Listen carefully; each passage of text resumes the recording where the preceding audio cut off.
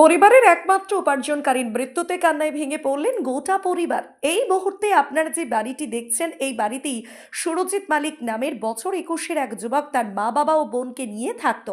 এবং স্থানীয় সূত্রে যেটা জানা যাচ্ছে, বেশ কিছুদিন আগেই তার বাবা প্যারালাইস রোগে আক্রান্ত হয়ে বিছানায় শয্যাশায়ী অবস্থায় রয়েছেন। এবং পরিবারের মধ্যে একমাত্র উপার্জনকারী এই সুরজিৎ মালিক। যেটা জানা যাচ্ছে, গতকাল বিকালে কোনো একটি কাজের সূত্রে হাওড়ার পেরোর দিকে বাইক নিয়ে যাওয়ার সময় জগৎবল্লভপুরের মাইদাপুকুর এলাকায় দুর্ঘটনা ঘটে। ইতিমধ্যেই সেই ভয়ঙ্কর দুর্ঘটনার সিসিটিভি ফুটেজ আপনাদের দেখিয়েছিলাম। এছাড়াও স্থানীয়রা তড়িঘড়ি ওই যুবককে উদ্ধার করে চিকিৎসার জন্য জগৎবল্লভপুর গ্রামীণ হাসপাতালে নিয়ে যায়।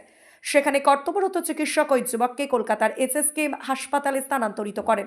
এবং যেটা জানা যাচ্ছে, গতকালই কলকাতার হাসপাতালে চিকিৎসাধীন অবস্থায় ওই যুবকের মৃত্যু হয়।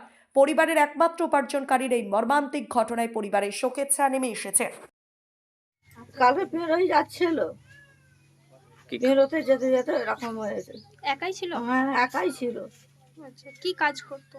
ও চাষে কাজ করতো। বাড়ির চাষে কাজ একটাই করতো। ছেলে? হ্যাঁ, বাড়ির একটাই ছেলে, একটা ছেলে একটা মেয়ে। আর তোর বাবা খুঁড়া প্যারালাইস। আপনার হ্যাঁ। ছেলের ওপরেই নির্ভর হ্যাঁ, করে ছেলের উপরে নির্ভর। ওই ছেলে কাজকর্ম করে, আমি ওই পরে এখন না চলে গেছে, যদিও অভিযোগ করেছেন। না কিছু কে করবে। ও যে যাবার সে চলে গেল, আমি একা কি করবো? আমি কি নাম ছেলের, কি নাম? সুরজিৎ মালিক।